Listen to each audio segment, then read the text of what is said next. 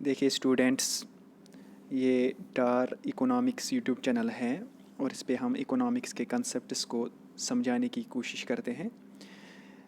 और आज हम मैक्रो इकोनॉमिक्स का एक क्वेश्चन डिस्कस कर रहे हैं जो कि हर बार एग्ज़ाम में पूछा जाता है और इस क्वेश्चन को समझना बहुत ज़रूरी है। तो क्वेश्चन जो हमारा है वो ये है कि marginal propensity to consume that is MPC वो अगर 0.75 है और प्रपोर्शनल टैक्स रेट जो प्रपोर्शनल टैक्स रेट है वो 0.20 है। और ये क्वेश्चन जो बताता है कि अगर गवर्नमेंट अपना एक्सपेंडिचर इंक्रीज़ कर रही है 500 से तो बजट डेफिसिट कितना होगा।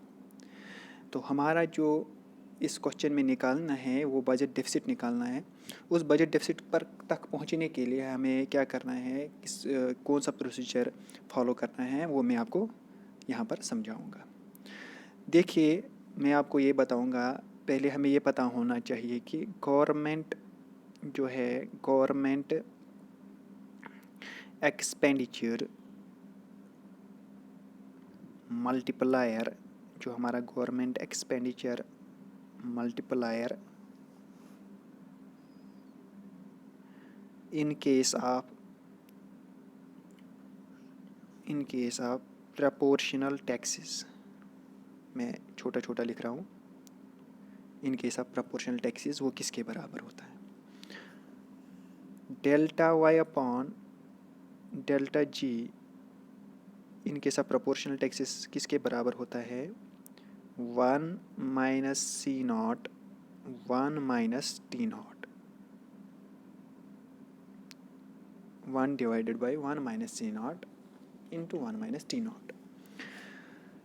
अब ये प्रोपोर्शनल टैक्स और लमसम टैक्स क्या होता है ये डिस्कस करना चाहते हैं हम, लेकिन चूंकि ये वीडियो लंबा हो जाएगा फिर भी मैं आपको प्रोपोर्शनल टैक्स के बारे में बताऊंगा। मान लीजिए कि हमारा 10% टैक्स रेट है, हमारा 10% टैक्स रेट है।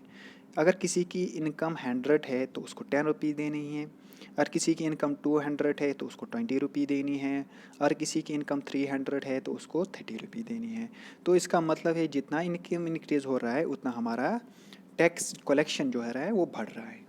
तो इसको हम बोलते हैं प्रपोर्शनल टैक्स, इसको बोलते हैं हम प्रपोर्शनल टैक्स। आई होप कि आपको समझ आ गया होगा कि प्रपोर्शनल टैक्स जो है किसको कहते हैं।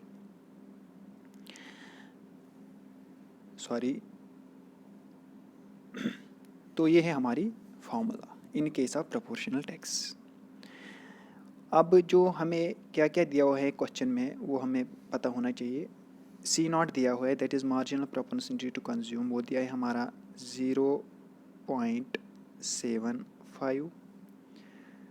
और जो हमारा proportional tax rate that is T0 is also given and that is equal to 0.20। और हमारे पास जो गवर्नमेंट का एक्सपेंडिचर इंक्रीज़ हुआ है वो भी दिया हुआ है, वो 500 दिया हुआ है। तो इसको हम ऊपर वाली जो फार्मूला है ये delta Y upon delta G is equal to 1/1 - C0 into 1 - T0 में पुट करेंगे इन वैल्यूज़ को। तो क्या निकलेगा हमारा, delta Y upon delta G के बजाय हम 500 देंगे। 500 देने के बाद हम बाकी वैल्यूज़ को पुट करेंगे, दैट इज़ 1 - C0 के बजाय हम देंगे 0.75 और T0 के बजाय देंगे हम 1 - 0.20। ठीक है, तो जो हमारा जो निकलेगा आगे सोल्यूशन करने के बाद, delta Y upon 500 that will be equal to 1/1 इसका जो वैल्यू आएगा वो हम लिखेंगे 0.75, 1 - 0.2 का वैल्यू आएगा 0.8। ठीक है, आगे चलेंगे हम, आगे सोल्यूशन करेंगे हम इसका, that is delta Y upon 500 वो किसने बराबर निकलेगा, 1/1 इसका जब मल्टीपल करेंगे हम वो निकलेगा 0.6। ठीक है, और डेल्टा वाई जो हमारा निकलेगा अपॉन 500 वो किसके बराबर निकलेगा, 1/1 माइनस 0.6 करेंगे तो वो निकलेगा 0.4। अगर यहाँ पर हमने इनकम को निकालना है, चूँकि हमारा मोटिव जो है वो इनकम को निकालना है, that will be equal to 1/0.4 into 500। जब हम इसको सॉल्व करेंगे जो हमारा चेंज इन इनकम आएगा वो आएगा हमारा 1250। ठीक है, तो इसका मतलब क्या हुआ, इसका मतलब ये हुआ कि अगर गवर्नमेंट एक्सपेंडिचर इंक्रीज़ करती है बाय 500 और टैक्स जो है वो प्रोपोर्शनल टैक्स है, तो हमारा जो इनकम में चेंज आएगा वो आएगा 1250 थ्रू मल्टीप्लायर। चूँकि हमारा जो प्रोपोर्शनल टैक्स रेट है वो दिया हुआ है 0.20, तो हम लिखेंगे यहाँ पर टैक्स रिसीप्ट कितना होगा।